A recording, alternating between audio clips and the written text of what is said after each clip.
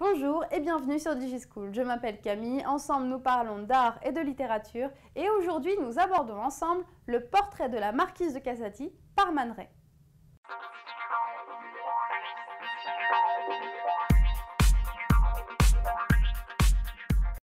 Avant toute chose, qui est cette fameuse marquise de Casati? Eh bien, il s'agit d'un personnage haut en couleur qui a marqué l'entre-deux-guerres à Paris.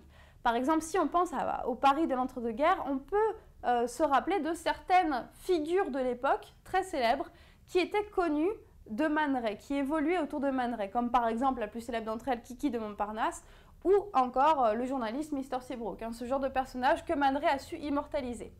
Luisa de Casati, elle, est une marquise d'origine italienne. Elle est née à Rome, mais elle a passé le plus clair de sa vie à Paris. Pourquoi? Eh bien, il faut vous rappeler que dans cet entre-deux-guerres, Paris est encore le centre culturel mondial avec New York qui commence à émerger. Et à Paris, la marquise de Casati est très attirée par les cercles artistiques et littéraires d'avant-garde, c'est-à-dire le surréalisme. Elle s'intéresse beaucoup aux théories surréalistes, selon lesquelles l'âme est importante, selon lesquelles il faut faire ressurgir l'inconscient. Et c'est pour ça qu'elle décide de se faire photographier par Man Ray. Attention, se faire photographier par Man Ray à l'époque n'était pas seulement une particularité des artistes ou des gens qui s'intéressaient à l'art, des férus d'art. En fait, Man Ray était un photographe très à la mode pendant les années 1930. Ça faisait déjà plus de 10 ans qu'il était à Paris. Il s'était fait connaître comme un photographe de studio, un photographe de célébrité, premièrement.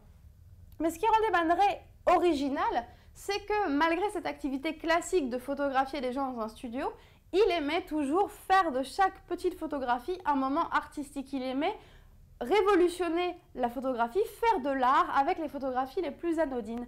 Et c'est pour ça que la marquise de Casati veut se faire photographier par Man Ray. Que fait Man Ray au moment de prendre la photo de Luisa de Casati? Eh bien, il décide tout simplement de laisser son doigt appuyé sur l'obturateur pendant plus longtemps. Vous pouvez faire l'expérience chez vous. Si vous voulez prendre une photo, vous allez faire clic tout simplement. Mais si vous le laissez ouvert plus longtemps, la lumière rentre plus dans votre objectif, dans l'objectif de votre appareil photo. Et, ça marche évidemment pour l'argentique. Et dans ces cas-là, l'image peut bouger et ça peut rendre flou. Ce jour-là, que va-t-il se passer pour le portrait de la marquise de Casati?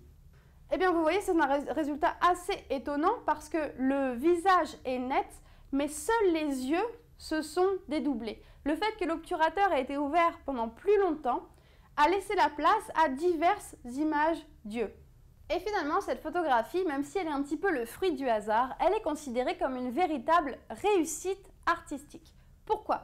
Eh bien, premièrement, parce que ce sont les yeux qui se sont dédoublés. Il va de soi que si c'était le nez qui était apparu en 2 ou 3 exemplaires, peut-être que la photographie aurait été moins intéressante. Les yeux, on le sait, sont un thème qui a été très exploité par les surréalistes. Il vous suffit de feuilleter rapidement les mains libres pour vous rendre compte de l'importance des yeux. Par exemple, dans le dessin de l'évidence où l'œil est central. Il vous suffit d'ouvrir n'importe quel recueil de poésie de Paul Éluard pour vous rendre compte qu'aussi que l'œil est un topos pour lui. Vraiment, il le reprend beaucoup, beaucoup. Pourquoi? Parce que pour les surréalistes, l'œil ouvert, les yeux, c'est en quelque sorte le reflet de l'âme, le lieu de la vérité. De plus, cette photographie est intéressante parce qu'elle donne une image assez libérée de la personnalité de la marquise. En fait, une image de la folie.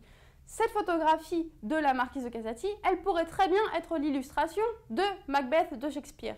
C'est l'image même de la folie. Or, pour les surréalistes, vous le savez, la folie n'est pas quelque chose de négatif. En fait, les fous sont simplement des gens dont on ne comprend pas l'attitude, mais eux ont un système logique. Si vous lisez Nadja d'André Breton, c'est très frappant. La folie, c'est positif, et c'est pour ça que la marquise a été vraiment ravie lorsqu'elle a découvert son portrait, que ses yeux étaient dédoublés, et qu'elle avait l'air un petit peu folle. D'ailleurs, cette citation de la marquise est très célèbre. Elle a dit, paraît-il, lorsqu'elle a découvert son portrait, c'est ce que Man Ray raconte, elle aurait dit « Vous avez photographié mon âme ». Voilà, c'est tout pour aujourd'hui. Merci d'avoir suivi cette vidéo. N'hésitez pas à consulter d'autres fiches, d'autres vidéos sur le sujet et à très bientôt sur DigiSchool.